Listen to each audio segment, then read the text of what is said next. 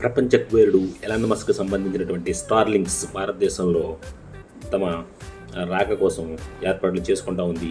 వీటికి సంబంధించి ఎయిర్టెల్ మరియు జియోలతో కూడా ఒప్పందం కూడా కుదుర్చుకోవడం జరిగింది. ఈ పరిణామాల బట్టి ఆలోచిస్తే భారత టెలికాం రంగంలో విపరీతమైన మార్పులు వచ్చే అవకాశం కనిపిస్తూ ఉంది.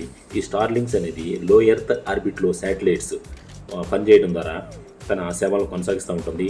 ఇదేంటంటే ఇప్పటివరకు మామూలుగా సాంప్రదాయ బ్రాడ్బ్యాండ్ సర్వీసులు అందిస్తున్నటువంటి ఎయిర్టెల్ కానివ్వండి, జియో కానివ్వండి, వోడాఫోన్ కానివ్వండి, బిఎస్ఎన్ఎల్ కానివ్వండి, ఇటువంటి సర్వీస్ ఆపరేటర్లు ఏంటంటే వీళ్ళు పెద్ద పెద్ద టవర్లు ఏర్పాటు చేసుకోవాలి. 4G towers, 5G towers, infrastructure ఇవన్నీ కూడా ఆప్టికల్ ఫైబర్స్ వీటిలో చాలా ఖర్చు పెట్టాల్సి ఉంటుందన్నమాట. ఇవన్నిటినీ కాకుండా ఇవన్నిటికీ భిన్నంగా కేవలం శాటిలైట్ ద్వారా మాత్రం ఈ పనిచేసే విధంగా బ్రాడ్బ్యాండ్ సేవలు పనిచేసే విధంగా ఈ స్టార్లింక్స్ అనేది పనిచేస్తూ ఉంది.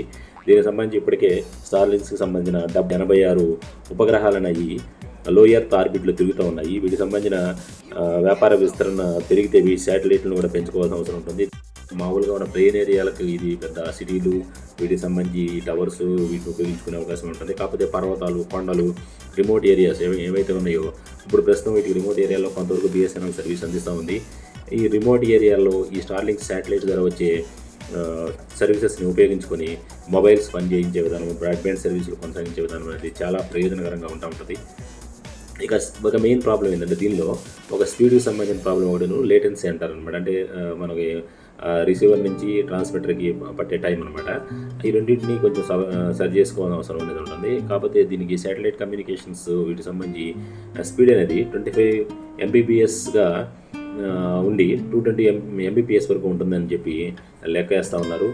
తర్వాత ఇంకోటి మామూలు వీటికైతే టవర్స్ ద్వారా ఇప్పుడు అందించే వీటికి సంబంధించిన సర్వీస్ అయితే 40 నుంచి 1 Gbps వరకు ఉంటుందని చెప్తున్నారు. ఇంకొక ముఖ్యమైన విషయం ఏంటంటే ఈ శాటిలైట్ కమ్యూనికేషన్ సంబంధించి ఈ స్టార్లింక్ సంస్థ 100 దేశాలకు పైగా తన సర్వీస్ అందిస్తూ ఉంది.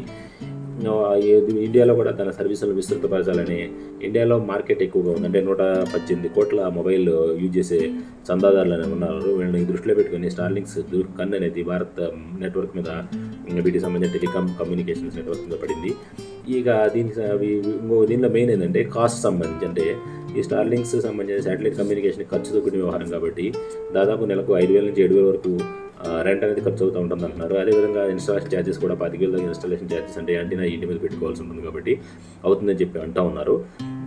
వీటిని సబ్సిడీ రూపంలో పొందే అవకాశం అనేది ఉంది. ఈ స్టార్లింక్స్ అనేది ప్రభుత్వము మిగతా టెలికో వాటితో ఒప్పందాల ద్వారా మరి రేట్ అనేది ఎట్లా ఉంటుంది అనేది చూడాల్సి ఉంది. ఇకపోతే ప్రతి టెలికాం సర్వీస్ ప్రొవైడర్ ఎవరైతే ఉన్నారో వాళ్ళు చేసే బిజినెస్కి ఇండియన్ టెలికాంకి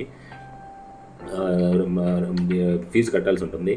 దీనికి ఇది స్పెక్ట్రమ్ సంబంధించిన ఫీజు కాబట్టి 3% అంటే వాళ్ళకి వచ్చిన ఆదాయంలో 3% కట్టే విధంగా ఉంటుందంటున్నారు. లేకపోతే ఇంకా ఎక్కువ కూడా ఉండొచ్చు అని చెప్పి నెగోషియేషన్ ఇప్పుడు జరుగుతాం, చర్చలు అనేది దీనికి సంబంధించిన విధి విధానాలు అనేది జరుగుతూ ఉన్నాయి. దీనికి తోడు లైసెన్స్ ఫీజు అని కూడా ఉంటుందన్నమాట. అది కూడా 8% అనేది కట్టాల్సి ఉంటుంది. వీటికి సంబంధించిన ఫైనల్ చర్చలు అనేది ఇంకా జరుగుతూ ఉన్నాయి.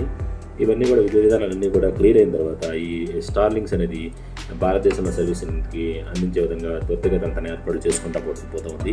ఇకపోతే దీనివల్ల భారత సాంప్రదాయ టెలికోలకు ఏదైనా ప్రమాదం ఉందా అంటే జనరల్గా ఇప్పుడు ఎయిర్టెల్, జియో అవి మెయిన్గా ఇంపాక్ట్ అయ్యే అవకాశం ఉంది. బిఎస్ఎన్ఎల్ దాదాపుగా రూరల్లో ప్రభావితం చూపే అవకాశం అనేది ఉంది.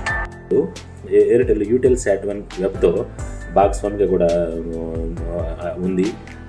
అదేవిధంగా జియో కూడా లగ్జంబర్గ్కి చెందినటువంటి SESతో కూడా టైప్లో ఉందన్నమాట. ఏంటంటే ఒకవేళ ఏదైనా స్టార్లింక్స్ ఏదైనా హ్యాండ్ ఇస్తే వీళ్ళు సొంతగా మిగతా శాటిలైట్ కంపెనీలతో కలిపి తమ పనులు కొనసాగించుకునే విధంగా ఇవి స్టాండ్ బైగా వాటితో కూడా అగ్రిమెంట్స్ అనేవి కుదుర్చుకుని ఉన్నాయి.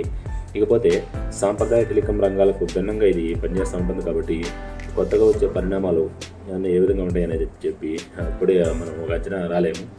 ఈ సర్వీసెస్ స్టార్ట్ అయినాక దాన్ని బట్టి మనం చెప్పే అవకాశం ఉంటుంది. దీన్ని వేచి చూడాల్సిన అవసరం ఉంటుంది.